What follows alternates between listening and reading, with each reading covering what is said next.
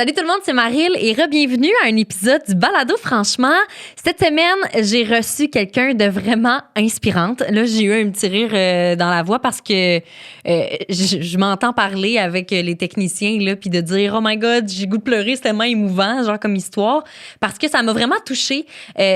Aujourd'hui, j'ai jasé avec Mylène Paquette. Si son nom vous dit pas quelque chose, je vais vous faire un petit débrief rapide, mais vous allez rapidement la découvrir là, dans cet épisode-là. Mylène, en 2013, a décidé de parcourir l'Atlantique Nord à la rame, en solitaire. C'est la première personne des Amériques à avoir fait cette destination. C'est pas une destination, mais cette aventure-là. Ça a pris 129 jours. C'est une expérience complètement folle. Puis je pense que fou, le mot folle, là, je vais l'avoir répété des millions de fois dans cet épisode-là parce que pour de vrai, j'ai de la misère à concevoir à quel point ça prend de la motivation pour faire ça. Je suis complètement impressionnée par Mylène, par son parcours. On a discuté de plein de choses, de sa préparation, de l'émotion qu'on vit quand on est en train de ramer pendant 129 jours tout seul. Mais on a aussi abordé le sujet de la peur de la mort. Je lui ai demandé si elle a eu, à un certain moment, si elle a eu peur de mourir, en fait. Puis Mylène m'a partagé vraiment 2-3 anecdotes quand même super intéressantes. Fait que j'espère que vous allez aimer ça puis que vous allez trouver son histoire aussi inspirante que moi. Parce que pour vrai, je la connaissais déjà, Mylène Paquette, pour avoir vu des reportages puis écouter des entrevues à son sujet.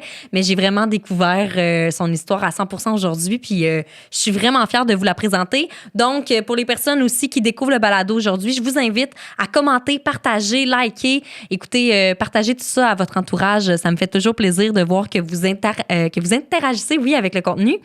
Puis je cesse de parler à l'instant. Je vous laisse découvrir l'épisode par vous-même. Bonne écoute.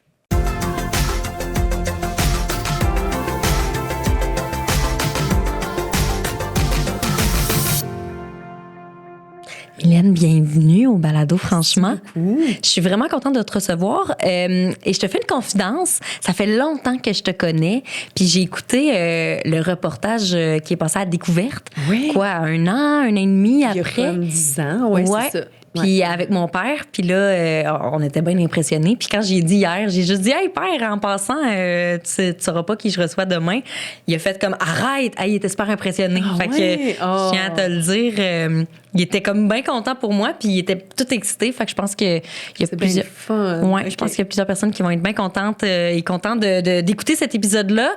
Pour ceux qui te connaissent pas, ça serait quand même drôle, mais quand même, t'as fait quelque chose de pas pire hot qui s'est presque jamais fait. Je sais pas si c'est fait après, là, ça s'est refait. Oui, il y a même un Canadien qui l'a réussi, je suis pas certaine. OK. Là. Mais oui. Mais t'as été la première personne en solitaire à traverser l'Atlantique Nord à la rame. Première des Amériques. Première des Amériques. Oui, parce que la course, quand j'ai commencé à penser à ça, il y avait une course à l'international qui allait être le premier Allemand à traverser l'Indien, Anglais à traverser une partie du Pacifique. Puis il y en a encore, là. Là, maintenant, ils se garochent un peu plus sur des titres comme le plus jeune, la plus vieille, le plus... Un peu comme quand on parle de montagne, là. Absolument. Puis, moi, j'étais la première personne des Amériques. Puis, tu sais, je tiens à préciser qu'il n'y a pas d'hommes qui ont réussi avant moi, qu'il y a des Brésiliens qui ont essayé, il y a des Américains qui sont décédés en essayant, il y a une Américaine qui n'a pas réussi, il y a un Canadien qui n'a pas réussi. Donc, sur 36 tentatives, là, il y a eu 11 personnes. À l'époque où moi, je l'ai fait, là, il n'y avait que 11 personnes qui avaient réussi. C'est complètement fou. Est-ce que ça, parce que là, ça va faire 12 ans à la fin de l'année. Oui. Est-ce que quand tu regardes un peu tout le travail que tu as mis là-dedans, puis parce que c'est un pas pire voyage, là, est-ce que tu te rends compte comment que c'est un exploit en soi ou c'est un peu acquis? Parce qu'on t'en parle tout le temps, là, évidemment, tu l'as fait, tu sais. Bien, en fait, ce que je trouve drôle, c'est que tout récemment, j'ai calculé le nombre de fois où j'en ai parlé dans une conférence où je suis montée sur scène, puis j'ai fait 1500 conférences en 11 ans. Puis là, si on fait le calcul, tu sais, c'est souvent des 80, 90 minutes, des fois des 60, des fois des 45, mais si on fait grosso modo 60 minutes, là, bien, ça fait quand même 1500 heures que j'en parle officiellement devant une foule. Et j'ai fait moins d'heures de rame que ça, finalement, parce que j'ai ramé beaucoup moins. Tu sais, sur 129 jours, j'ai dû ramer 90 jours. Le reste du temps, je suis enfermée dans ma cabine. puis à raison d'entre 8 et 12 heures par jour. Ça en fait une moyenne, mettons 10 heures, là, on va être généreux, là, puis que j'oublie toutes les journées où j'ai ramé 3 heures parce que la météo m'empêchait de ramer. Mais on arrive quand même à 900. Fait que j'en ai plus souvent parlé que je l'ai fait. Est-ce que ça devient un peu bizarre. comme un rêve, pas un rêve, mais Un peu. ça perd un peu de la réalité? Ben en fait, où est-ce que je vais vraiment me replonger dans le moment, là, c'est si je mange de la réglisse rouge, là, je replonge là-dedans. J'en mange plus depuis 12 ans parce que j'en ai tellement mangé en mer. Puis, tu sais, les sens, les sensations, ça me replonge. Puis, si j'entends des musiques que j'écoutais à l'époque, ça va me replonger directement. Fait que si je veux me péter là, une soirée émotionnelle, je vais regarder des vidéos de ma traversée de la réglisse puis de la musique que j'écoutais dans ce temps-là, puis ça va être quelque chose. Là, c'est plus un rêve. Là, c'est vraiment, là, je le vois. Là, quand je regarde des vidéos que j'ai pas vues depuis longtemps. Ouais. Mais sinon, les vidéos qui sont dans ma conférence, l'après 1500, elles me laissent un peu froide. Là, je les ai tellement vues. J'ai plus l'expérience de les avoir offertes au public que de l'avoir vécu là, à ce titre-là. Là, quand on parle des vidéos. Ouais. Ah, c'est fou, là. Puis faire autant de conférences, en parler autant... Est-ce qu'on se tanne?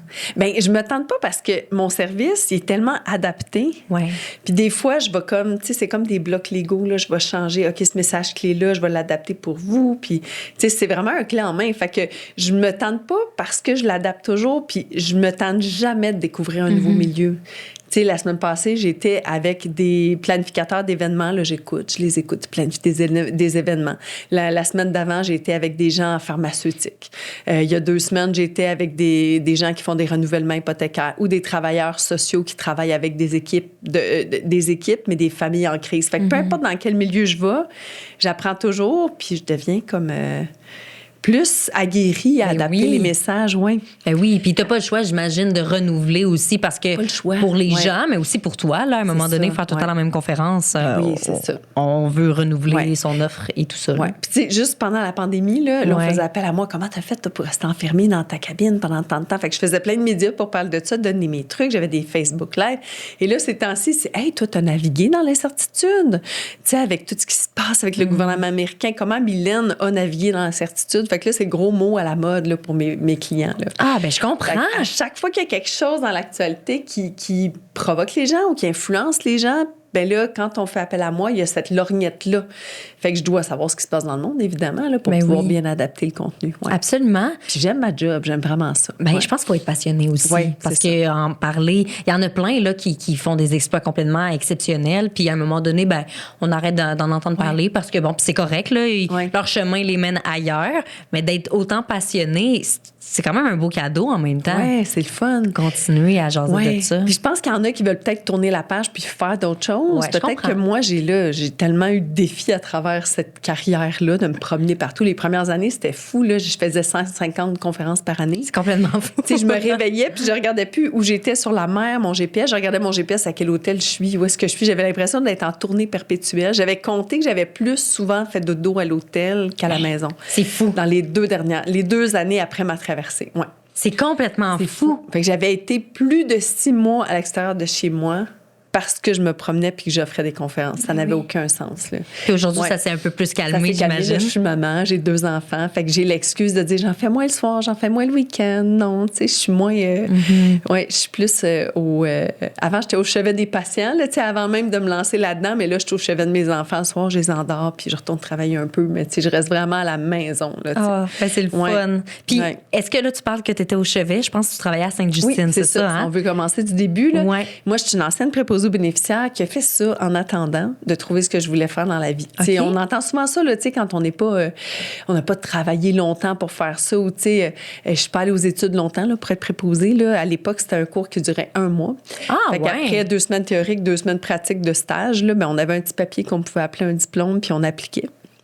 Dans différents hôpitaux ou milieux de soins. Puis j'avais eu plein d'offres d'emploi. Puis quand Sainte-Justine m'a appelée, en fait, quand j'ai reçu l'appel de l'hôpital Sainte-Justine, j'ai dit mais là, j'ai tellement été soignée là-bas souvent parce que je suis une asthmatique, allergique, bronchite. J'ai tellement été malade quand j'étais jeune que je me sentais redevable à l'institution. Puis j'étais bien excitée, là, moi, de travailler là. Puis dès mes premières semaines de travail à Sainte-Justine, je reconnaissais des inalos puis des infirmières qui m'avaient soignée pas longtemps avant. Fait que je me sentais encore plus, tu sais, je suis nouvelle, mais Tu sais, je suis connue pour mon asthme à Sainte-Justine. Je venais d'arrêter d'aller là parce que j'avais 18 ans. Là. J'ai commencé, j'avais 21 ans quand j'ai travaillé là, au début. Fait que j'ai comme fait ça en attendant de trouver ce que je voulais faire parce que je savais pas ce que je voulais faire. Tu sais, j'avais pas fait d'études très longues là, pour faire ça. Puis j'étais pas confortable dans ce milieu-là, moi. Dans le milieu de la... Hospitalier. OK. Tu savais vraiment que c'était en attendant. Puis, mettons, aujourd'hui, là, est-ce que tu repenses à ces années-là puis tu dis, OK, c'était ça qui m'attendait. Genre, c'était clair, c'est juste que je le savais pas encore. Oui, je le savais pas encore. Puis, j'ai comme l'impression que, tu sais, je devais me pousser un peu parce que moi, je suis pas à l'aise avec le sang, je suis pas à l'aise avec les situations d'urgence non plus. Fait que, tu travailles dans un hôpital, je sais pas qu'est-ce que tu fais là. Moi, c'est un peu ça, mais j'étais bien à l'aise aux patients, tu sais, au chevet des patients, puis les encourager, tout ça. Puis j'essayais de négocier avec ce malaise-là à tous les jours. Fait que, tu sais, me pousser constamment, tu sais, au bout de mes derniers retranchements, tu sais, mon milieu de travail, là, il me permettait ça. Fait que j'étais tout le temps... Tu sais, j'étais quelqu'un de déterminé qui essayait tout le temps de... En fait, ça me rendait confortable dans ce milieu-là parce que je suis confortable dans... Tu sais, quand on est spartiate, on n'est pas confortable en mer ou dans n'importe quel contexte, tu sais. Mm-hmm. Fait que je pense que ce milieu-là m'a convenu justement pour me connaître puis découvrir ce que je voulais vraiment faire. Absolument. Ouais. Là, tu te ramasses là, tu jases avec plein de patients, évidemment. Ouais. Puis je pense que c'est une patiente, justement, qui était là-bas, qui t'a un peu fait « Hey, let's go, je me lance dans l'inconnu puis j'affronte mes peurs. » Oui. Ce que je dis souvent, c'est que je travaillais en hémato-oncologie quelques mois, puis après ça, j'avais des remplacements d'urgence ou dans d'autres milieux de soins. Puis souvent, je faisais ma marque sur les départements où j'allais parce que j'étais bonne au chevet des patients. Fait que c'est pas rare que j'entendais ou que je croisais des infirmières dans l'ascenseur qui me disaient « Hey, va voir, t'es là aujourd'hui, va voir tel patient, il t'a réclamé. » ou Moi, j'aimais vraiment ça. Puis pour moi, ça me nourrissait ce rôle-là. Puis je me rappelle d'une fois, on m'a changé de place littéralement durant la nuit. On m'a dit, la cordo m'a dit « Garde, je te change de place, tu vas être plus à l'aise en hémato-oncologie, on te connaît là-bas. » Donc, je m'en vais en hémato-oncologie. Puis finalement, j'étais au chevet d'une patiente que je connaissais très bien depuis 2 ans et demi qui était soignée avec nous. Puis elle s'appelait Cynthia. Puis Cynthia Lagacé, elle était comme vraiment pas... Elle avait pas la langue dans sa poche. Elle disait vraiment ce que tu avais besoin d'entendre. Elle y allait pas par 4 chemins. Puis j'étais à son chevet, puis on discutait de la peur, du courage. Puis elle me demandait c'est quoi le protocole pour être courageuse. Puis j'avais pas de réponse à lui donner. Puis elle m'a juste dit... Elle voyait que je patinais, puis que je tournais autour du pot. Puis elle m'a dit, regarde, femme-là, tu sais, peut-être que tu n'as jamais eu à être courageuse. Puis ça m'avait fait réfléchir dans le sens que, tu sais, était vraiment vrai, cet enfant-là, cet ado-là. Puis je m'étais dit, dans les semaines qui ont suivi, tu sais, moi, j'ai peur de l'eau.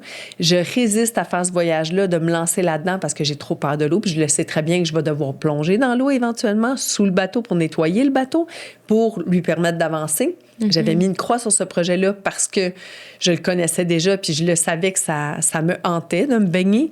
Alors, j'avais mis une croix sur le projet en me disant que je voulais faire de la voile, finalement. Parce qu'il était déjà en tête. Il était déjà, j'avais déjà ce projet-là depuis près de, tu sais, peut-être 1 an. Là, OK, mais c'est ça, là, après, embarque un peu tous les éléments connexes qui te font dire, hey, il va falloir que je plonge, ça me tente pas, j'ai peur. Ouais. Je comprends. OK. Fait que là, finalement, ça remet ça sur la table. Ça remet ça sur la table, puis ça me donne un peu l'idée de me dire... En fait, ça me donne pas l'idée, ça me donne le sentiment de plus être légitimé de parler aux patients. Ça, c'est fort. Quand tu te sens plus légitimé de faire quelque chose, quand tu dis quelque chose qui est pas vraiment vrai, tu sais, tu dis à tes patients, faut être brave, faut être cool. Mais tu sais, toi, as-tu déjà fait preuve de bravoure dans ta vie, tu sais? Mm-hmm. Fait que je me sentais plus nécessairement légitimée parce que ce que je préférais dans ma job, c'était d'être à leur chevet pour les petites occasions que j'avais d'être à leur chevet. Puis là, j'étais en train de leur patiner une réponse toute faite que j'avais jamais expérimentée moi-même. Très politique, là, tu sais, très politique. Exactement, c'était très, on va le dire, gueule de bois, tu sais, voilà la réponse que je devrais donner, sans jamais avoir expérimenté rien. Puis ces ados-là, là, tu sais, quand ils font le deuil de leur potentiel, tu sais, leur deuil de leur avenir, je pense qu'ils n'ont pas de temps à perdre puis ils disent vraiment ce qu'ils pensent de toi. Mm-hmm. Puis elle, c'était vraiment un cas... sais, elle est décédée quelques semaines après cette conversation-là, puis ça m'est resté longtemps en tête de me dire... Est-ce que moi, je peux faire quelque chose? T'sais, est-ce que je peux faire preuve de courage? Est-ce que je peux y aller malgré ma peur de l'eau? Puis j'aime dire que si j'avais pas eu peur de l'eau, je me serais même pas lancée là-dedans. Okay. J'aurais pas trouvé une motivation extrinsèque plus importante que de nourrir mon petit ego. Oui, parce que, je veux dire, motivation, ça doit en prendre tellement. Oui, là. Oui. On parle pas de partir 3-4 jours sur l'eau. Là. 129 jours, traverser un eau, ça n'a pas de bon sens. T'as pas le choix d'avoir cette motivation-là. Puis à quelque part, quand tu te lances dans une aventure comme ça, il y a un peu de fabulation. Dans le sens où est-ce que, oh non, mais tu sais, j'ai lu des livres, ça comme, peut-être pas de la fabulation, mais de la pensée magique. Tu sais, ah oui, ceux qui n'ont pas réussi, c'est bon, ben tu sais, je vais comme, ça arrive juste aux autres, moi je vais réussir. Il y a comme de la naïveté. Puis je pense que ça prend, c'est pour ça que ça se fait pas beaucoup, parce que ça prend une certaine dose de naïveté, de pensée magique, puis ça prend une certaine dose de fougue, de courage, de besoin d'être reconnu dans quelque chose. Ouais. Ça prend une certaine urgence de vivre aussi. Moi, j'avais vu des ados mourir là, à Sainte-Justine, puis j'avais 27 ans, 28 ans, puis j'avais rien réalisé. Je pense que ça aurait pas pu m'arriver à 46 ou à 18. Il a fallu que je vive un peu pour réaliser que, OK, là, il faut vraiment que je fasse de quoi. J'ai jamais rien fait. J'étais pas bonne académiquement. J'ai rien réussi dans ma vie, tu sais. Fait qu'il a fallu que, je pense que c'est arrivé à un moment parfait dans ma vie pour que j'ai le désir d'aller chercher de la motivation aussi intensément. Ouais. Eh bien, c'est sûr. Puis quand on fait OK, go, ça me tente, je le fais, j'imagine que c'est un processus qui dure plusieurs mois, voire des années avant de te ramasser à la ligne de départ, là. Ouais. C'est quoi que ça prend comme temps, comme équipe? C'est parce que c'est une tralée de monde qui est avec toi là, dans ce voyage-là, même si tu le fais en solo. Bien, tu sais, je pense qu'il y a des équipiers qui sont là de passage, qui te permettent de passer le flambeau à un autre. Tu sais, il y a des amis qui m'ont aidé de faire une vidéo de promotion. Tu sais, ils m'ont dit, moi, je t'aide à faire ça. C'est pas qu'ils veulent plus m'aider après, mais c'est qu'eux autres, c'était leur compétence. Après ça, bien, il y a tellement de monde qui m'ont aidé. Généreusement, je faisais une entrevue à la radio, une amie, Pauline, elle me dit, moi, je fais de la vidéo, je vais te faire du montage. Après ça, c'est devenu mon amie. Après ça, une autre, Nancy, qui m'a dit, viens, on va aller dîner.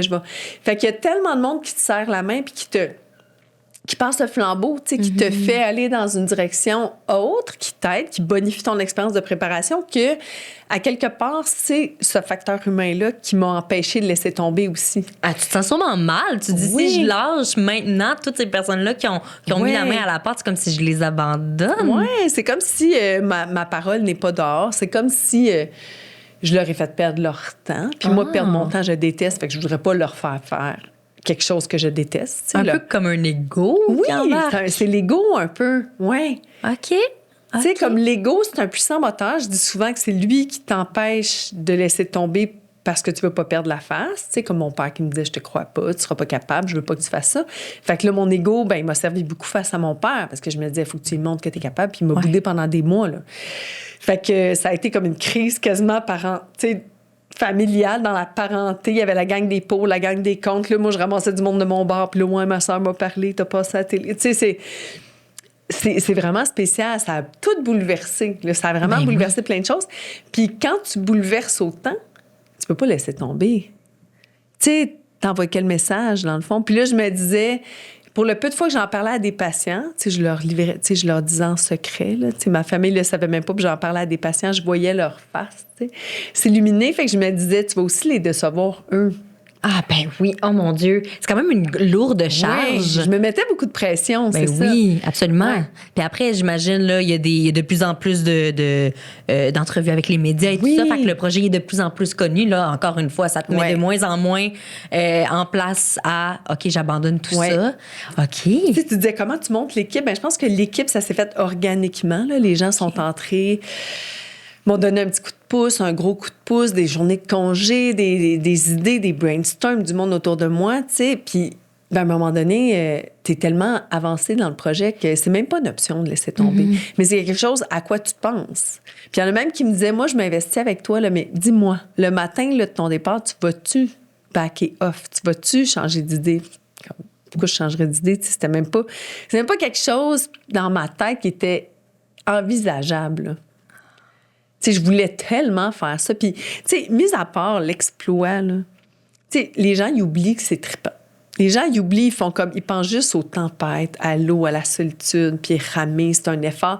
Mais tu sais, imagine-toi ramer sur des vagues de 2,5 mètres sur lesquelles tu surfes, le bateau il avance super vite, il y a des oiseaux, il y a des vagues, il y a des dauphins qui viennent. Tu sais, c'est quand même un projet trippant en soi. Unique. T'sais. Oui, puis tu vois les étoiles de là à là, tu sais, c'est comme... C'est tellement immense. Tu fais un avec l'environnement. C'est très poétique aussi. Puis j'aimais dire à l'époque, ça, c'était pas vendeur, mais j'aimais ça dire quand je rencontrais des grands commanditaires, des fois, c'est souvent les discussions d'ascenseur ou de machine à café, là. Je rencontrais des grands commanditaires, puis là, le président venait me porter au parking. Puis c'était toujours l'affaire qui me disait, les gens, ils me disaient, j'aimerais vraiment ça vous encourager, surtout que eux autres, tu sais, ils sont présidents d'entreprise, là, tu sais, ils me disaient souvent, ce qui revenait, là, c'était retourner aux valeurs de l'énergie physique. Ça charmait les gens. Tu sais, on est dans un monde, tout va vite. Pourquoi, tu sais, c'est pas honorable de se déplacer avec l'énergie de notre corps, tu sais? Ah, je comprends. Tu sais, je trouvais que ça revenait ici et là dans des discussions avec des d'ascenseurs ou de retour au parking, là, ouais. Que ça, c'était quelque chose de touchant. Les gens plus... Mais... Pardon, je pense que l'expérience en soi au complet, clairement, il y a des gens qui ont été touchés par une partie plus que par une autre. Après, ça dépend qu'est-ce qui touche particulièrement ces gens-là, tu sais. Mais on dirait...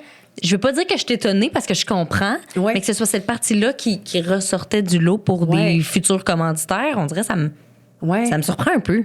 Oui, c'est pas arrivé 20 fois, là. Non, c'est arrivé quelques fois, là, tu sais. OK. Ouais. Puis du moment qu'on dit go, je me lance à je suis dans mon bateau et je pars là, officiellement. Je pense que t'es partie d'Halifax. Oui. Ça a pris combien de temps, ça, à peu près? Ça a pris 5 ans, du moment où je me suis... Ben, tu sais, je pense que c'était le week-end de ma fête, fait qu'en octobre 2009... C'est ça? C'était mon 30e anniversaire, je suis en 78. Fait qu'en octobre 2008, j'imagine, c'est ça? Ouais. En octobre 2008, je dis go, j'ai des amis qui embarquent, faire une vidéo, on va faire ça, je peux te faire un site web, je peux te faire ça. OK, il te faut comme un branding, OK, ça. Tu sais, puis là, j'applique au banquier, pour ne pas le nommer. J'ai pas été pris, ça a pas marché. Mais là, ça m'a emmené comme de la visibilité, la petite vidéo pour aller au banquier. Puis là, non, ça avance. Puis là, ma mère, j'annonce à mes parents avant de mettre la vidéo sur Internet. Puis ma mère m'a juste dit, comme mon père m'a boudé, puis ma mère m'avait juste dit, tu sais, t'as jamais ramé. Vas-y donc en équipage. Fait que là, c'est un peu comme je laissais mes parents intervenir dans le projet parce que je voulais qu'ils me fassent confiance. Ma mère, elle m'a dit quelque chose de quand même sensé d'y aller en équipage. Je dis, OK, ça va être plus long, mais c'est vrai c'est pas fou. Je pourrais y aller avec d'autres mondes, tu sais. Puis elle était jamais... Elle pouvait jamais imaginer que je trouverais du monde de même, tu sais. Mais il y a des sites web, il y a des rameurs, c'est une communauté. Fait qu'en quelques semaines, j'ai trouvé. Puis là, je devais ramasser, en plus de tout l'argent prévu, 28 000 pour faire partie d'un projet, tu sais, d'un bateau anglais. Fait que je fais des activités de financement pour trouver les sous. Je pars dans ce projet-là 1 an plus tard exactement. Un projet qui n'est pas en solo, là, dans le fond, qui est avec... Mon premier projet, on était 6. OK. Ouais. Fait que ce premier projet-là, c'est fait... Je me suis retrouvée en Angleterre en train de me pratiquer sur la Manche avec les gars 1 an jour pour jour après le moment où j'ai dit à mes amis que je voulais faire ça. C'est complètement fou. Je me dis, OK, tu sais, bon, là, j'apprenais l'anglais en même temps. Là, je paragouinais, tu sais. Fait que c'est fou parce que... Tu sais, je me dis, OK, tu l'as visualisé, tu l'as dit, tu t'es commise, puis là, t'es là. Tu sais, c'est comme une première étape super importante. Fait que là, je traverse l'océan de fois. Après ça, j'ai traversé à la voile avec un équipage. J'ai fait le Saint-Laurent en rang. Fait que j'ai fait d'autres aventures préparatoires. Donc, tu sais, entre le moment où je me suis commise puis le moment où j'ai fini vraiment, il s'est passé 5 ans. Puis là, excuse-moi, il faut que je me mouche. Ben oui, c'est bien correct. Je commence à parler du nez. C'est bien correct. En attendant, je vais juste mettre du pouce. Je vais faire du pouce là-dessus. On peut couper absolument, mais je vais faire juste du pouce en même temps sur la conversation de... Tu sais, il y a quand même aussi un élément de... Tu te pratiques. Tu sais, c'est pas juste genre, hey, j'ai un projet, j'embarque sur mon bateau, puis let's go, wouhou! Tu sais, tu dis ton père te boude. Ben là, j'aurais peut-être plus compris pourquoi il aurait fait, tu sais, voyons, Mylène, ça sort d'où? Mais tu sais, là, il y a eu un 5 ans de préparation pareil à travers tout ça, à travers les fonds amassés, tout ça. C'est ça, oui. C'est complètement 5 ans de préparation, c'est super long. Puis plus tu avances là-dedans, mais plus tu acquiers de l'expérience. Oui. Fait que là, tu es crédible aux yeux des commanditaires. Puis moi, je me disais toujours, OK, mais après ma première traversée, j'ai été médiatisée un peu. Tu sais, ici et là, dans les médias, c'est pas tout le monde qui en avait entendu parler. C'était moins grandiose. C'était l'Atlantique Sud. Ça a été fait des centaines de fois. Fait que c'était moins... c'était gagné d'avance dans le sens où est-ce que c'est difficile de rater son coup dans l'Atlantique Sud. Là.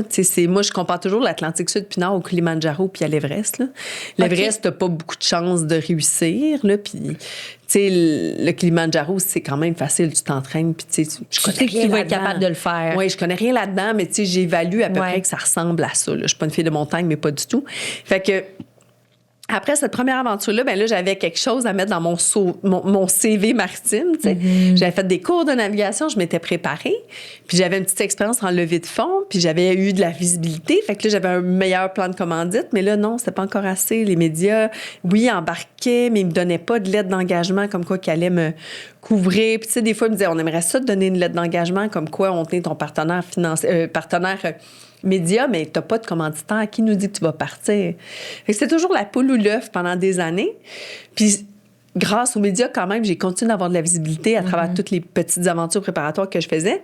Puis un jour, ben quand j'allais voir, à un certain moment donné, des commanditaires qui me disaient, as-tu une lettre d'engagement des médias? Non, j'en ai pas. Fait que c'était toujours...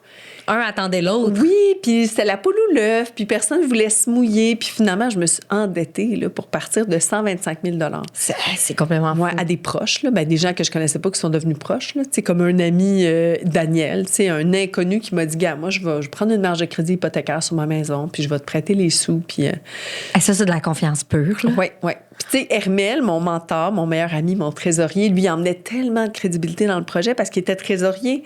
Fait que là, quand quelqu'un l'abordait, comment t'as monté cette affaire-là? C'est quoi ces dettes? Vas-tu partir? Tu sais, si je mets 10 000, vas-tu le perdre, mon 10 000? Ou je vais... Fait que lui, il emmenait de la crédibilité au projet. Je comprends. Et que même si moi, j'étais concentrée dans ma préparation, mais j'avais des gens autour de moi qui étaient prêts à prendre des chapeaux où moi, j'avais pas assez de compétences là-dedans. Tu sais, faire des gros budgets comme ça, je connaissais pas ça non plus, tu sais. Ah, ben non, puis c'est nouveau, la avec mon petit là. budget, tu sais. J'arrive avec un budget de 200 000, tu sais. Ben oui, puis en plus, c'est des gens qui croient pas nécessairement. Tu sais, il y en a qui croient, mais il y en a d'autres que non. Oui. Puis là, il faut que tu essaies de convaincre les gens que oui, je vais le faire. Puis finalement, il y en a-tu qui ont embarqué ou ça a vraiment été entièrement? Oui, mais proches? À hauteur de comme 5 du montant total. Ça n'a pas de bon sens. Fait que tu sais, j'ai eu 3-4 grands commanditaires, mais à hauteur de 5 pour financer le total. Puis finalement, j'avais vendu des petits canards de plastique que j'emmenais avec moi. Je mettais leur nom du canard dessus. Je prenais des photos du canard en mer. Je les remettais après. J'appelais les propriétaires de canards en mer. Il y avait leur nom sur le bateau. Fait que tu sais, j'ai comme fait plein de crowdfunding là, à travers ça. J'avais fait comme 27 000 $ à peu près à travers le crowdfunding. Mais tout ça, ça me permettait de survivre en attendant de partir. Puis une fois que j'étais partie aussi. Mais ça, c'est drôle parce que pendant la traversée elle-même, là, il se passait des affaires. Puis là, les commanditaires qui avaient dit non, bien là, ils rappelaient pour dire, on aimerait ça l'avoir en conférence. Fait que là, au moins, j'avais pas eu la commandite, mais je vendais des conférences pendant que j'étais en mer. Ah, c'est complètement fou. Fait que je me sentais comme, OK, ben là, au moins, j'ai ma petite vengeance. Ils vont quand même sortir le chéquier, même s'ils m'ont pas commandité, puis leur nom est pas sur le bateau, tu sais. Absolument. Ouais. C'est toi qui es gagnante, au final. C'est ça. Je pense que ça va être, je vais dire, c'est complètement fou, 40 millions de fois dans cet épisode-là. Pour vrai, ça me... Je trouve ça tellement impressionnant, là, tu sais, tu sais, peu importe le projet, OK, dans la vie, tu sais, quelqu'un vraiment qui a assez de fougue puis assez de let's go, je me lance, d'audace, tu sais, pour se lancer dans un projet XY. Et XY, je trouve ça complètement capoté. Puis là, de voir en plus que c'est un challenge qui est physique, en solitaire, alors qu'il y a plein de personnes qui te croyaient peut-être pas pendant la préparation. Ouais. C'est juste, tout était là pour que tu fasses, finalement, je le ferai pas. Ouais. Puis tu l'as fait quand même. Oui, puis je pense que, tu sais, si je m'étais arrêtée à ce que les gens pensaient de moi, je me serais jamais là, rendue à la ligne de départ, tu sais. Puis même là, des détracteurs, on avait à gérer là, pendant la traversée. Fait que, tu sais, les gens disaient, comment tu gères ça, des détracteurs? Mais c'est parce que c'est des gens qui écrivent à l'équipe au sol. Attends, ils écrivaient en mode genre, elle réussira jamais? Je comprends pas. Ben, il écrivait, tu sais, comme là, moi, je connais ça, j'ai navigué, j'ai fait plusieurs traversées à la voile, puis là, moi, je peux déclencher une recherche et sauvetage sans votre avis, tu sais. Je peux m'inquiéter puis appeler la... Fait que là, t'as pas le choix de répondre à ces détracteurs-là parce qu'ils peuvent vraiment bousiller. Ben, fait que t'as des donc. gens qui sont super négatifs à l'endroit de ce projet-là, tu sais, qui ont pris la peine d'écrire plusieurs fois de limite harceler l'équipe au sol pour dire, elle réussira pas. Mais là, tu sais, c'est qui ce gars-là de quelle expérience il y a, puis c'est vrai qu'elle réussira pas, si elle monte au nord de tel parallèle, puis si elle descend au sud. Fait que mon équipe devait quand même gérer ce flot d'individus-là qui écrivaient à l'équipe. Puis moi, j'en étais complètement inconsciente. Là. Je savais qu'il y en avait quelques-uns, mais eux autres s'en parlaient. Là. Mon équipe, il y avait des noms de code. Un tel, j'ai écrit, là, j'ai eu un appel avec lui pour le calmer. Mais c'est des gens du public qui pensaient, eux autres, là, dans leur fort intérieur, qui faisaient la bonne affaire, mais ils dérangeaient vraiment l'équipe. Eh bien oui, t'as autre chose à faire que de gérer des je vais pas dire des menaces. Mais oui, littéralement, là, des petits Joe connaissants. Peut-être qu'il y en a qui n'avaient aucune connaissance en plus. Peut-être. Ah, c'est Imagine. complètement fou. En plus, c'est de tout ce qu'il y avait à faire pour moi. Tu sais, gérer, je comprends les détracteurs, tu sais, les gens dans les commanditaires. C'est pas des détracteurs, ils m'ont aidé, mais il y en a qui sont inquiets puis qui veulent. Là, on n'a pas de nouvelles. Par exemple, le Chaviré, c'est un commanditaire à donner des sous. Fait qu'on avait Benoît, gestionnaire de crise dans l'équipe au sol. Puis lui, il était super corporate, là. Fait qu'il parlait à nos commanditaires puis tout ça. Mais il fallait gérer ma sœur. Si ma sœur entendait que j'avais chaviré en plein milieu de l'océan puis qu'elle l'entend aux nouvelles en écoutant Paul Arcand le matin, bien là, ça se peut qu'elle panique un peu dans son auto le matin puis qu'elle appelle l'équipe, tu sais.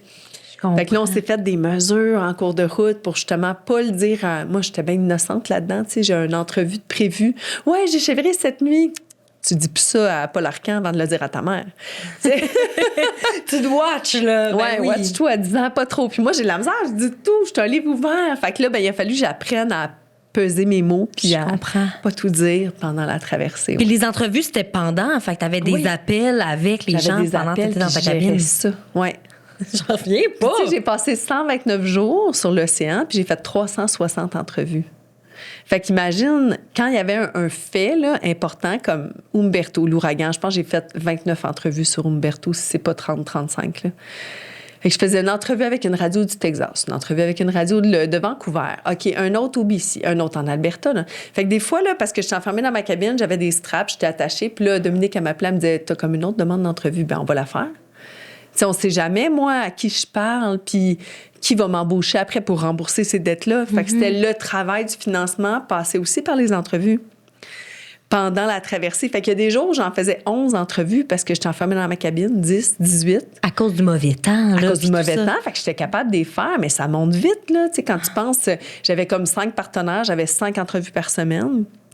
Fait que, tu sais, j'étais là pendant combien de semaines? 26 semaines. Hey, j'en reviens pas! Fait que, tu sais, ça fait déjà 130 entrevues, là. Tu sais, juste avec les partenaires, ça fait 130, c'est fou, là. Juste 130 entrevues dans une vie normale, c'est quand même intense. C'est ça. Ouais. Fait que là, imagine, tu le mets dans ta cabine alors qu'il y a des intempéries dehors. Puis en écoutant...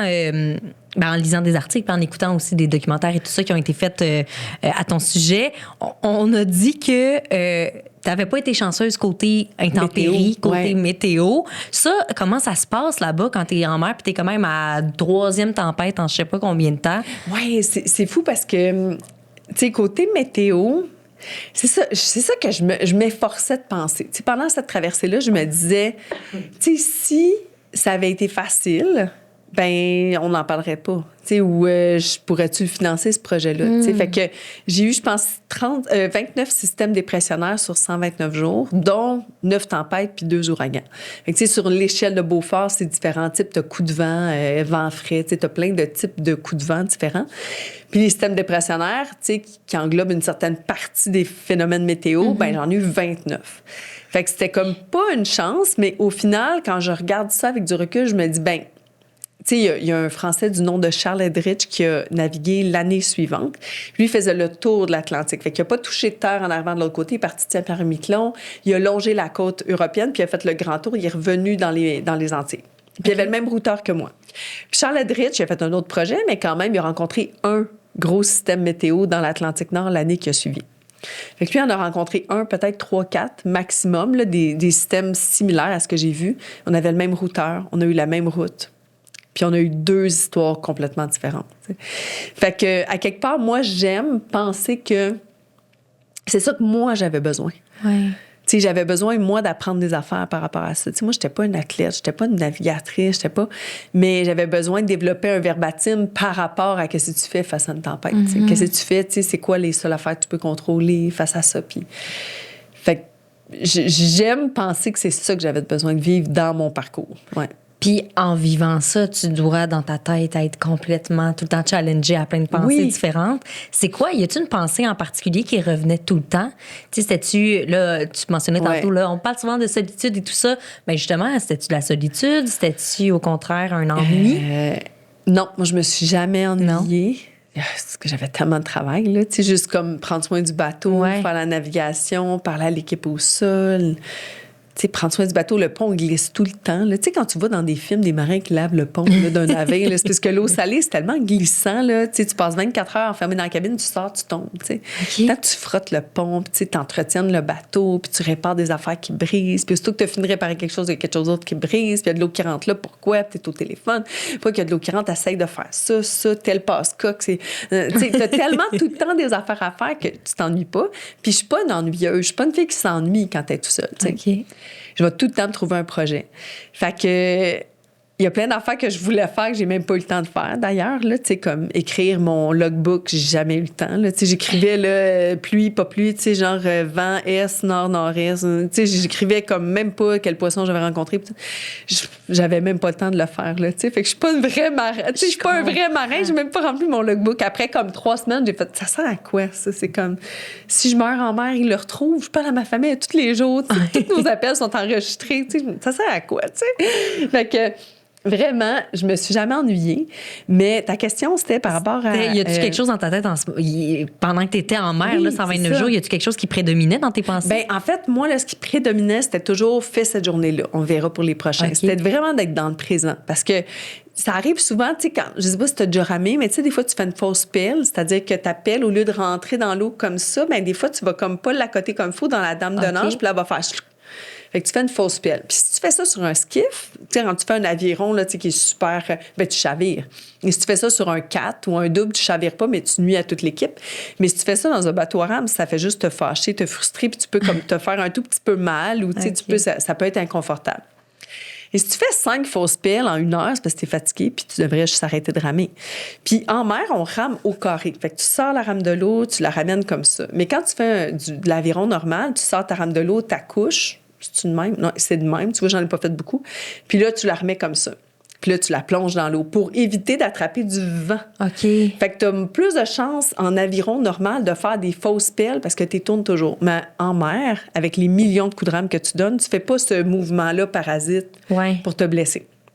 Parce que tu peux vraiment te blesser, fait que tu élimines tous les mouvements parasites. Fait que en mer, ça n'a pas trop d'incidence. Mais les fausses pelles, ça te remet tout de suite... Moi, j'aime dire que ça te remet tout de suite en contexte de « Ah, je suis pas bonne, maudit, j'ai encore raté mon coup. » oui, dans la performance. Tu sais, t'es comme... voyons, c'est pas compliqué, ramer, là. Pourquoi je rame au carré? Là? Qu'est-ce que j'ai à faire des fausses pelles? Fait que t'es tout le temps... Puis tu fais des fausses pelles quand t'es fatigué, mais là, tu rames 10 heures par jour, 12 heures par jour. C'est comme un peu normal que tu sois fatigué. Fait que je suis venue très rapidement avec l'idée de ne juge pas ton coup de rame. Arrête de juger le coup de rame, puis arrête de juger comment tu rames aujourd'hui. Arrête de juger l'océan. Fait que le jugement, puis m'auto-analyser, puis me dire, t'es tout le temps en train de critiquer, puis tout juger autour de toi, tu sais. Puis j'ai réalisé très rapidement que les jours où je regardais dehors, puis je faisais, oh, la mer est pas belle aujourd'hui, c'était moi qui filais pas. Des jours où c'était gris, là, puis c'était comme dramatique. Là, la mer était noire, avec des moutons blancs sur le top. Puis, tu sais, là, c'était du marbré blanc. Là, puis je mais c'est tombé beau. Ça, on dirait une peinture, là, tu sais, des bateaux d'époque, là, avec des tempêtes, disons, bien beaux. Mais c'est ces journées-là où j'allais bien. Fait que j'ai réalisé très rapidement que je faisais beaucoup de projections. Puis on en fait tout un chacun à tous les jours.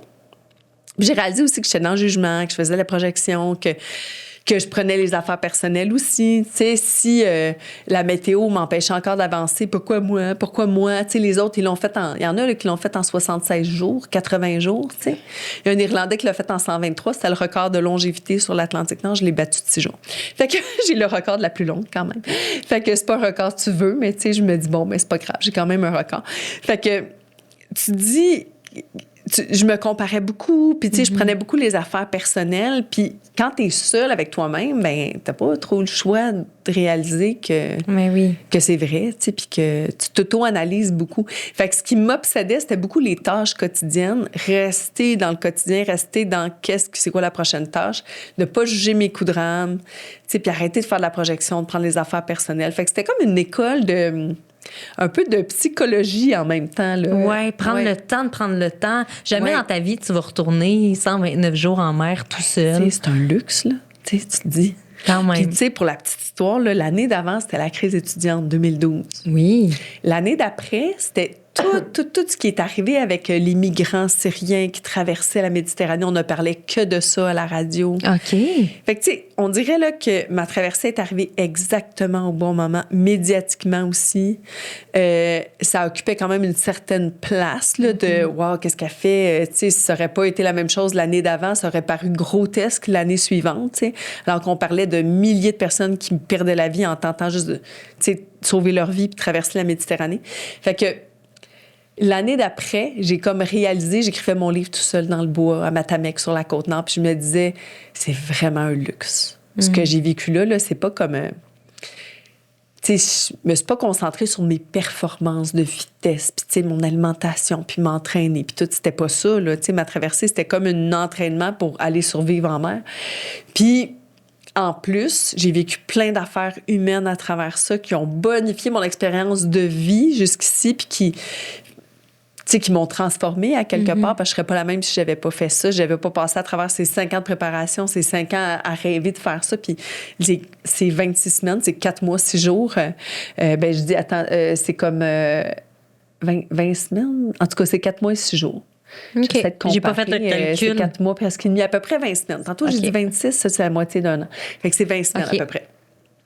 Je le calcule comme la moitié d'une grossesse. C'est 20 semaines. Ça. Ben, c'est ça pareil.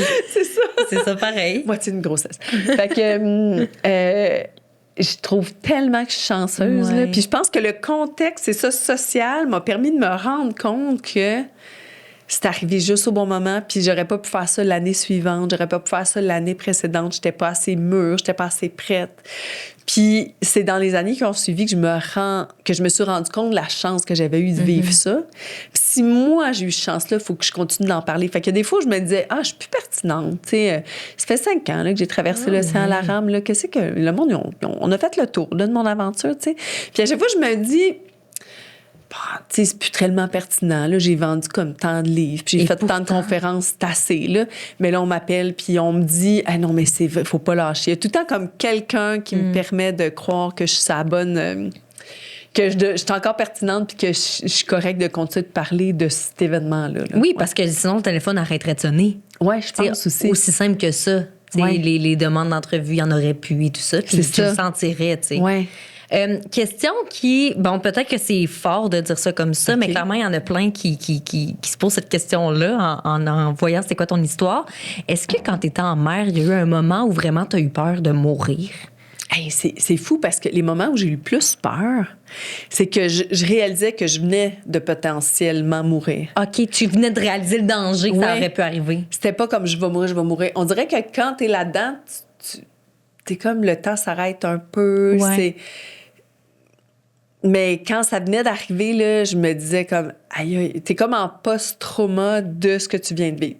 Tu sais, je donne un exemple, à un moment donné, je dois réparer le gouvernail. Puis là, mon bateau, de la façon qu'il est fait, ben t'as 2 portières, une qui accède à la cabine avant pour ranger du gros matériel.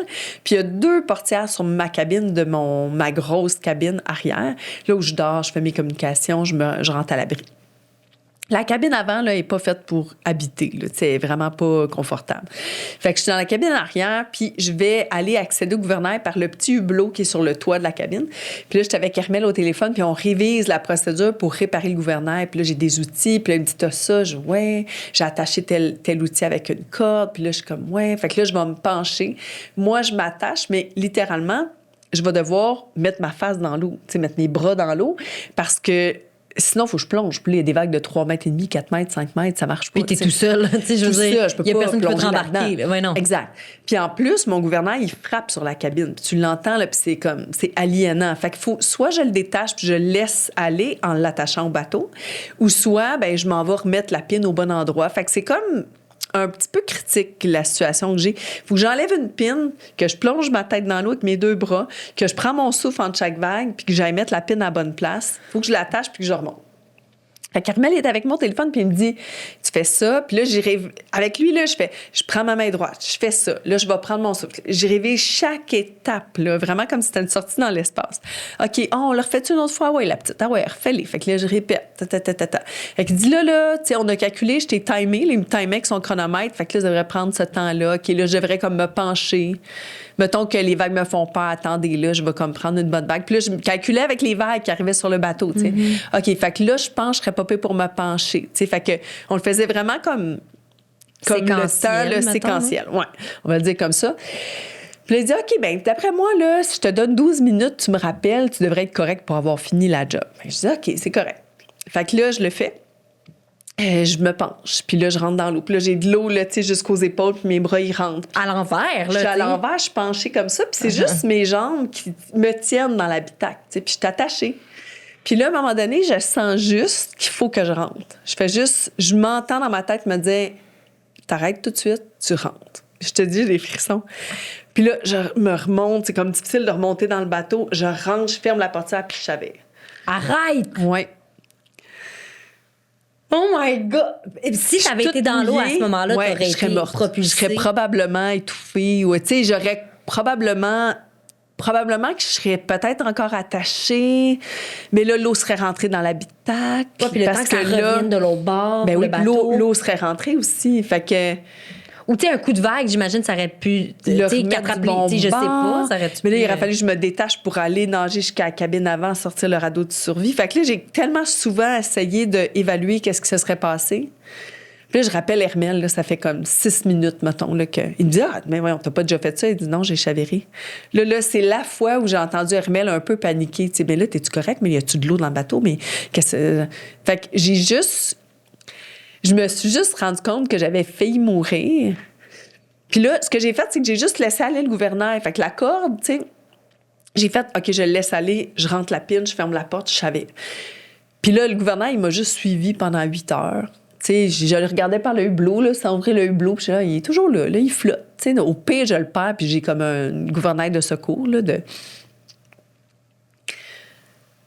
C'était juste comme, j'ai vraiment failli mourir, ou j'ai failli être dans chenoute, là, vraiment, là, jusqu'au cou, littéralement. Là. J'ai failli abandonner tout ça, là.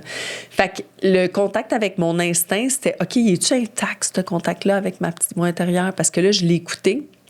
Mais est-ce que des fois, c'est de l'anxiété ou c'est vraiment ma petite voix qui me parle, tu sais? Puis, il y a une autre fois où je voulais ramer, puis là, Hermel, il appelle. Je dis, comment ça, le téléphone sonne? C'est comme, d'habitude, c'est moi qui initie les appels, parce que ça coûte moins cher quand moi, j'initie les appels. Sinon, c'était comme, dans ce temps-là, c'était 1,80 la minute. Donc, c'est vraiment, ça coûtait cher. C'est sur le compte, ton compte de téléphone, puis... Fait que... Des fois, rarement, les gens m'appelaient, puis là, OK, je raccroche, tu me rappelles. Mais ça leur coûtait 2 piastres, juste dire, OK, rappelle-moi dans... Fait que quand ça sonnait dans le bateau... OK, ça sonne, il y a quelque chose, tu sais. OK, excuse-moi. Mais non, c'est vraiment correct. Hey, j'en reviens pas. On dirait que j'ai comme des frissons de juste... La force de l'eau aurait pu juste t'emporter, ou me te faire casser. Me casser. Tu sais, littéralement te casser, puis après, tu n'es plus capable de revenir. En tout cas. Une côte cassée, tu essaies de nager, tu n'es plus capable de revenir, tu es attaché. À un moment donné, il y a de la pression, le dos sur le bateau qui me sépare du bateau. Tu sais, qu'est-ce qui serait passé, on ne sait pas. Fait que c'est toujours de vivre avec le post-traumatisme de ça. Fait que là, le téléphone sonne. Ouais, le téléphone sonne, je suis en train de ramer, puis Hermel m'avait dit, je me rappelle plus des heures, là, j'ai ça quelque part, mais...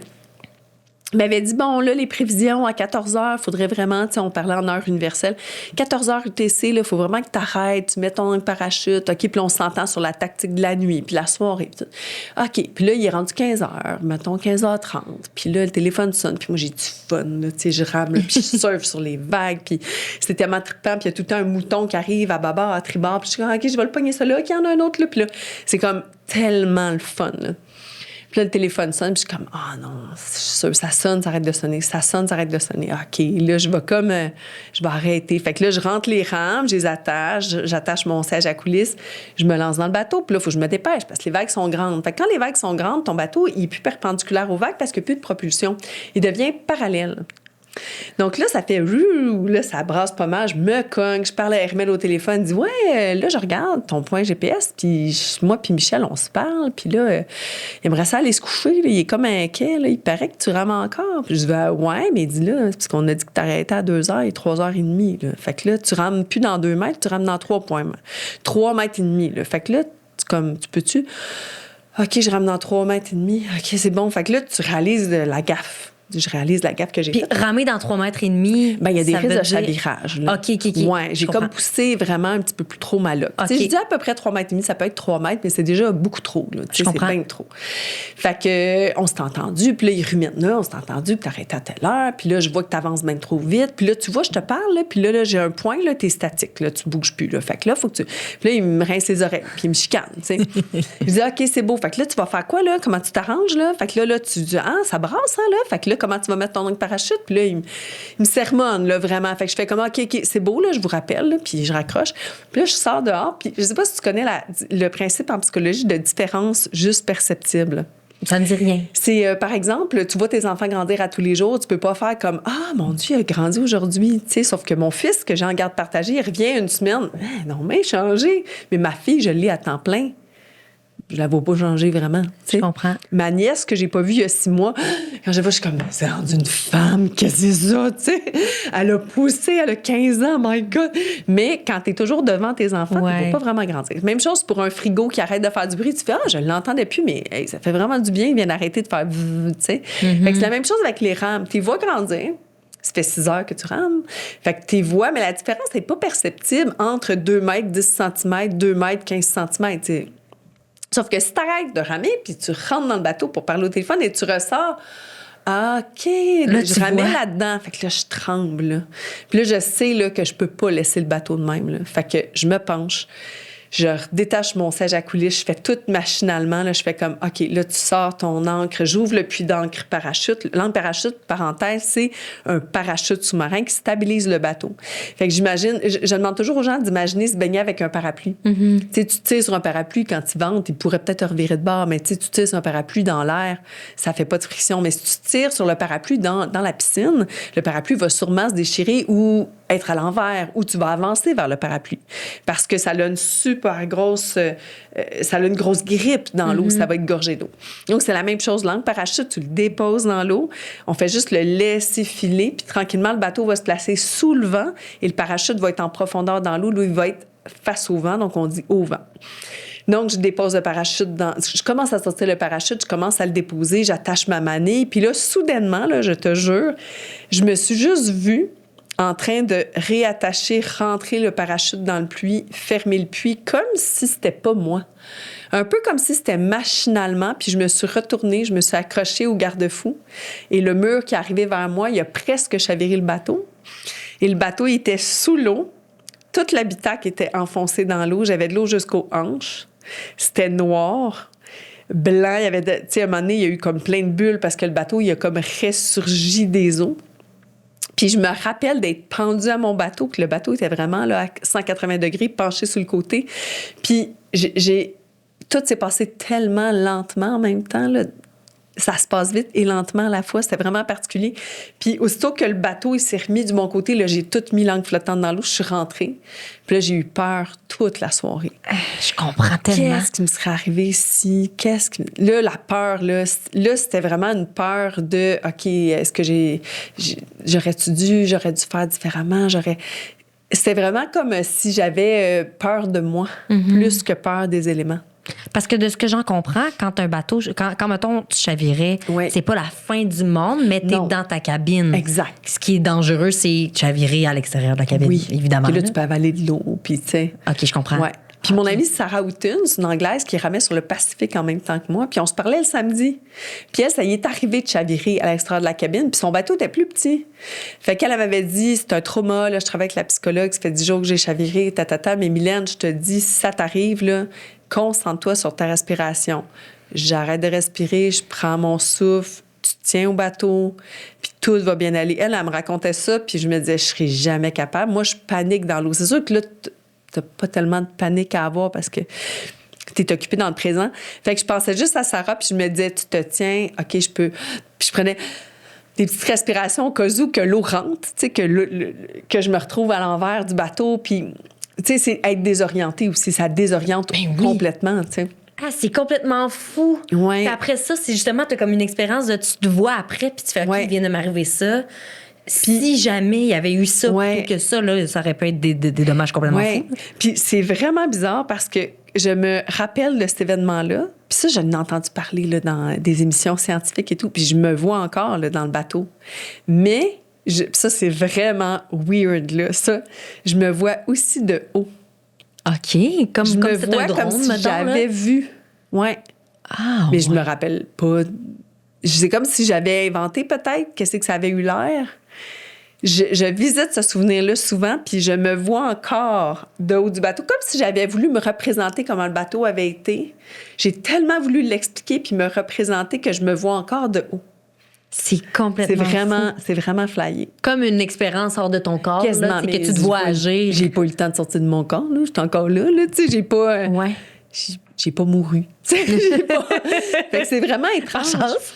Comme si j'avais inventé cette scène-là dans ma tête parce que j'avais besoin de la comprendre. Fait que je me suis tellement représenté la scène que je visite la scène avec cette image-là là, de moi de haut. Puis une autre fois où j'ai eu vraiment peur, c'était des longues réponses. Hein. C'est que j'avais brisé mon antenne qui me permet de communiquer à courte portée. Tu sais, un VHF qui permet de parler au bateau. Puis il y a une antenne qui me permet d'envoyer un signal de ma présence. Aussi une petite antenne VHF. Ça fonctionne avec un système d'identification automatique. OK. C'est jumelé à mon GPS. Fait que sur mon GPS, je vois ma vitesse sur le fond, ma vitesse de coque, parce que j'ai une petite affaire qui tourne, puis je sais combien. Tu sais, j'ai ma direction, j'ai le nombre, la température de l'eau, j'ai plein de données là-dessus. Puis, c'est un bateau qui arrive, je vois son nom, je vois sa direction, je vois d'où il vient, je vois qu'est-ce qu'il transporte, c'est du fret, du pétrole, des conteneurs, tu sais. Pardon, j'ai son nom, plus il approche, plus j'ai de l'information, parce que les informations, ils naviguent, ils sont transmises. Puis on est proche. Puis dans un paquebot, quand le paquebot est très, très haut, s'il est proche de toi, bien, le paquebot est super haut, la timonerie est en haut. S'il est trop proche de toi, tu peux plus vraiment y parler. Il ne te voit pas, Ben, dans le il ne voit fond. pas non plus, mais c'est surtout parce que l'onde radio VHF, elle va bumper. Je comprends. J'ai de la misère à l'expliquer, mais il faut qu'il soit comme entre une certaine distance de 1000 nautiques puis une certaine distance pour être capable d'y parler. Fait que j'ai plusieurs antennes, j'ai chaviré la veille, Hermel est au téléphone puis il me dit « Essaye donc ça, t'as-tu réussi à transmettre à un bateau? » Je dis « Non, mais je parle avec. » Puis je dis « Ah, il y en a un qui s'en vient, je vais essayer voir si mon antenne fonctionne. » Tu sais, j'avais déjà scié une rame pour réparer mon antenne parce que j'avais perdu l'extérieur de l'antenne. Mais l'intérieur, il y avait comme un spring, un fil, tout ça. Je l'avais attaché sur le bateau, puis là, j'avais rien pour le tenir. Okay. Fait qu'avant qu'il fasse noir, j'avais scié une rame qui était pétée. Je disais ça va être mon antenne. Puis là, il commençait ça brassait, il faisait trop noir. Je disais, OK, gars, demain matin, je répare mon antenne. Je vais mettre l'ambre de l'antenne dans cette rame-là. Je vais taper ça, je vais faire telle affaire. Puis j'ai ma colle de carbone, je vais faire une base en carbone, puis je vais faire telle affaire. J'étais toute contente de mon plan. J'étais avec Carmel au téléphone, puis il me dit « Pourquoi tu l'as pas fait? » Mais là, je voulais comme ça soit beau, puis tout, puis là, ça va être cute, puis je vais faire ça demain. Non, tu comprends pas, tu vas pas passer la nuit, pas de VHF. Mais non, mais ça va être correct, là. Il dit là, il faut que tu testes avec un bateau pour voir s'ils te reçoivent bien. Tu sais, toi, tu peux les recevoir, mais il faut être sûr que ton antenne, tu sais, faut que ça marche, ton autre petite antenne. Je dis « OK. » Fait que là, j'appelle le bateau, il me voit pas. Là, je fais « Ouais, Hermel, hein? » Je pense qu'il s'en vient pas mal dans ma direction. Là, il me dit, OK, attends une minute, là, je vais faire des dessins. Puis là, c'est comme, il est à 240 degrés, puis il est à tant de nœuds. Il dit, moi, je pense que tu as comme 7 minutes pour agir. T'sais. Oh my God! Et je fais comme, OK, mais là, ouais, il va à 23 nœuds, il va vite. Puis là, ça, c'est la distance de moi. Puis OK, là, je pense qu'il te reste 6 minutes pour agir. OK, fait que là, je sors dehors en catastrophe. Je m'attache même pas. Je te rentre l'antenne dans la rame. Tu sais, j'ai fait ça, j'aurais pu la briser. Là. J'ai fait ça quasiment les yeux fermés. Je prends du duct tape, j'enroule ça. Je fais comme une base en duct tape à l'antenne, ça avait l'air de rien, là, c'était vraiment ridicule. Puis là, je lève l'antenne et là, le bateau me reçoit. Parce que les tests que j'avais fait avant, le bateau me recevait pas. Là, le bateau me reçoit puis il me répond, mais t'es où? De où t'arrives? Genre, moi, je te vois pas. Je te vois pas, t'es quoi? Là, je dis, ben, je suis un bateau à rame. OK, ben, t'es où? Je donne ma position. Il dit, ben, OK, je vais tourner. Fait que j'ai fait tourner le bateau et je voyais, quand il a tourné, je voyais les lumières comme ça. Je regardais les lumières en haut. Fait que il fait noir, là. C'est noir, c'est pitch black. Je voyais à peine le bateau arriver. OK, tu voyais pas le bateau? Je voyais pas le bateau, je voyais juste des lumières en haut. Fait que ça veut dire qu'il m'aurait rentré dedans. Oh mon Dieu, il était là. Il était là, je l'entendais. Je sentais qu'il y avait des odeurs différentes que d'habitude. Puis là, je regardais. Je dis, où le bateau? Je le vois pas. Il fait non, ben noir. Attends une minute. Ah, il est là. OK, les personnes qui nous écoutent juste en audio, là, ouais, là, on regarde le ciel. Un peu comme quand on est vraiment une petite personne là, collée à une personne ouais. qui mesure 6 pieds et quelques. Là, penches la tête par en haut. OK, t'étais vraiment à côté. Oui, j'étais vraiment proche, oui. Puis il m'a chicané, ce bateau-là. Là. Tu sais, le gars, il était pas content. Là, puis là, il m'a parlé, là, puis il m'a brassé la cage. Puis j'ai dit, oui, c'est correct. OK, c'est je bon. comprends, mais en même temps, c'est pas de ma faute. Mais en même temps, oui. Tu sais, des fois, là, ils sont nerveux, là, puis même des fois, il y en avait qui me chicanaient, là, des bateaux qui me croisaient, puis mais pourquoi t'es là, là? Comment ça, là? Tu sais que tu nous rends nerveux, là? Parce que les autres, ils pensent que je suis en détresse, tu sais. Fait qu'ils me voient sur leur GPS, font, il y a quelqu'un en détresse, à ta minute, là, et ils répondent pas, puis là, moi, je dormais, tu sais. Là, ils m'appelaient, puis je répondais pas, tu sais. Il y en a qui m'ont comme un peu parlé bête, là. Après ça, ils me posaient des questions sur mon projet, il était correct, là, mais. À un moment donné, ils catchent que t'es pas là pour. C'est ça, tu sais. Mais là, eux autres pensaient, là, en voyant ça, là, qu'ils allaient devoir faire une mesure de sauvetage. C'est quoi ce bateau-là? Il n'y a pas de mât. Comment ça que. Oh mon Dieu! Il y en avait des fois qui étaient stressés, là. Puis cette expérience-là, en soi, c'est genre des émotions après des émotions, là.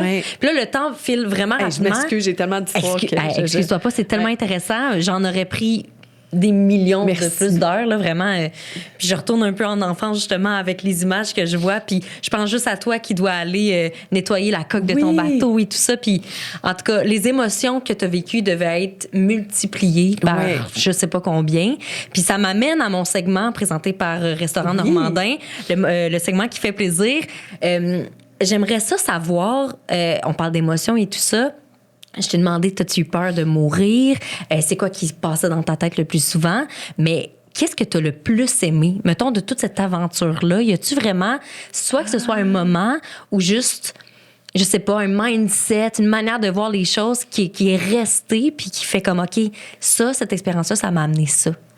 Ben moi, je te dirais là, que l'affaire que j'ai le plus aimé, c'est le facteur humain, le travail d'équipe, la collaboration, mais surtout le fait que, bon, après mes premiers chavirages, j'ai brisé des pièces d'équipement, puis mon équipe s'est rassemblée, puis ils m'ont envoyé un nouveau téléphone satellite par l'entremise du Queen Mary 2. Oui.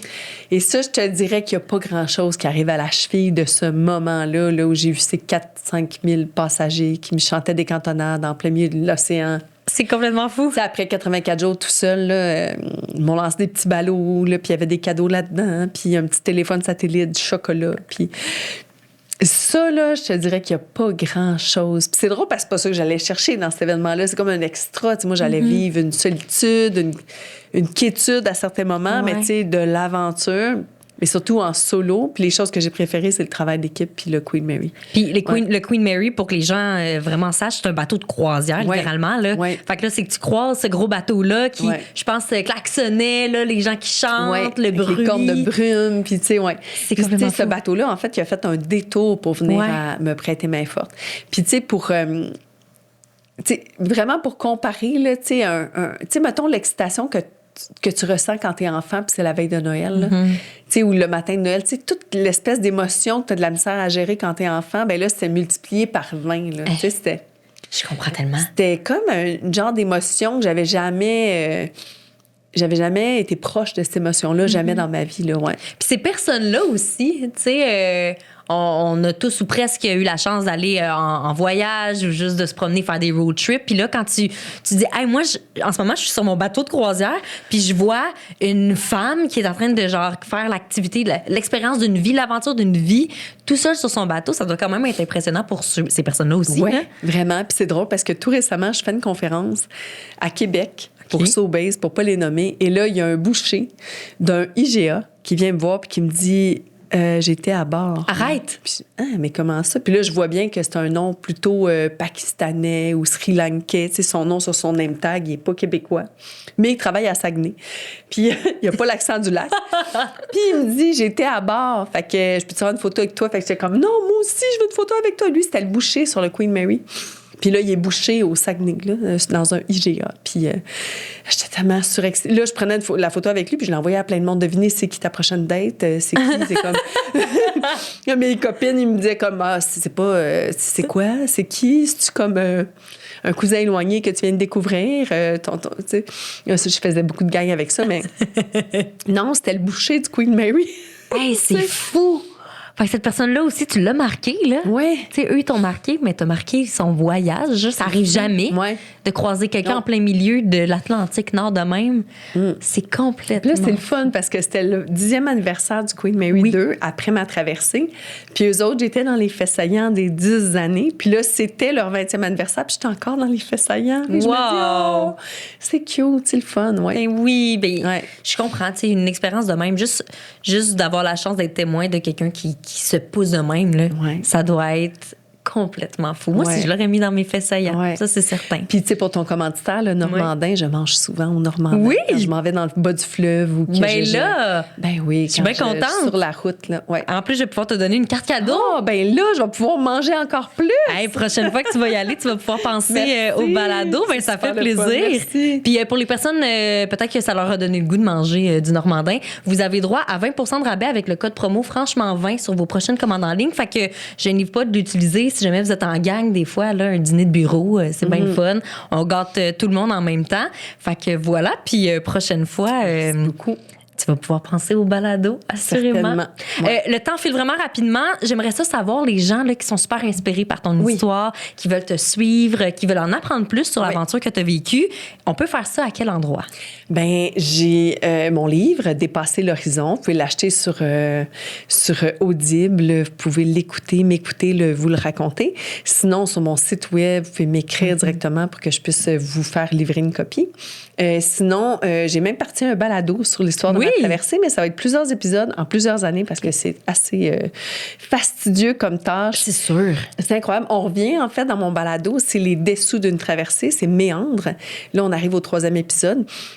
On a pris les pistes audio de l'équipe au sol qui parlent de moi et qui parlent de problématiques durant la traversée. On les fait jouer. Fait que vous entendez vraiment mon équipe parler de moi pendant que je le sais pas. C'est complètement fou. On a 50 heures de pistes audio. Fait qu'avec ça, il fallait faire quelque chose. Fait qu'on a créé le balado. Et puis même plus loin que ça, puis c'est peut-être un sujet sensible, mais Hermel est décédé. C'est ça, Hermel est décédé. Fait qu'on l'entend. Oui, okay, on l'entend. Il est tellement coloré, là, on l'entend. Puis c'est comme vraiment attachant là, de le découvrir à travers ça. Puis sinon, ben il y a mes conférences. Je me promène partout. Je vais dans des entreprises, des congrès, des événements. Donc, si vous avez envie là, de m'entendre en conférence, dites-le à votre patron, à vos responsables ressources humaines, invitez-la. Puis c'est partout. Là. Ça peut vraiment être n'importe quel type de gang. Exactement. Okay. Il y a même des soupers de famille, des fois, des gens qui m'invitent à aller raconter mon histoire. Il y a une grosse brochette de prix. Fait que contactez-moi, puis ça va être possible de vous arranger quelque chose. C'est très cool. Puis je pense on en parlait à micro fermé, mais tu sais, c'est modelable selon la gang aussi qui est là. Tout à fait. Fait que tu sais, il y en a vraiment pour tout le monde. Là, c'est le fun, ces 3 histoires-là de peur aujourd'hui que je t'ai racontées. J'en parle même pas dans mes conférences. Donc, tu as eu quelque chose d'inédit aujourd'hui. Eh ben là, inédit au balado, franchement, je suis vraiment contente. Puis cool. Tout ça, là, ton livre, tes conférences, ton histoire sur ton site web, c'est Mylène Paquette. Oui, MylènePaquette.com. Puis aussi, vous pouvez me suivre sur Instagram, Facebook, LinkedIn. Puis, c'est super. Ça va être facile de me retrouver là-bas. Merci tellement d'avoir accepté l'invitation. Ça m'a vraiment fait plaisir. Je me sens choyée. Je reçois vraiment plein de genres de personnes au balado. Puis j'aime ça aller vraiment dans des endroits complètement différents puis variés.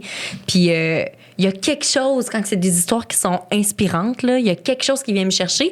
Puis tu sais, en faisant ma recherche pour te recevoir, évidemment, je m'informais sur ton sujet, j'ai lu des affaires, puis je devenais tellement émotive, là, puis je me suis dit, hey, c'est même pas moi qui l'ai vécu. Fait que je suis vraiment choyée que tu aies partagé ça avec moi aujourd'hui. Ben, je suis contente, merci. Vraiment. Contente de t'avoir émue. Ben, ça me fait plaisir. J'imagine que je suis peut-être plus sensible aussi que certaines personnes. Là. Je suis plus apte à être émue rapidement. Okay. Mais tout de même, pour les personnes qui découvrent le balado aujourd'hui, je vais répéter pour les personnes qui en écoutent plusieurs épisodes, là, mais gênez-vous pas à nous suivre sur tous les réseaux sociaux. Ça me fait vraiment plaisir de vous lire aussi. Si jamais vous laissez un commentaire, abonnez-vous, partagez-le à votre gang, mettez 5 étoiles sur les plateformes d'écoute. Ça me fait vraiment plaisir. Puis Méandre, il est disponible sur toutes les plateformes aussi. Non, là, il est sur YouTube. OK. On va être à l'épisode 4 bientôt. Je vais libérer l'épisode 3 bientôt, mais il sera un jour sur toutes les plateformes. En attendant, allez commenter, liker, abonnez-vous à la page aussi de Méandre sur YouTube. Merci Mylène d'avoir accepté. Merci beaucoup. Je suis super contente. Merci. On se dit à la prochaine. Bye tout le monde. Bye.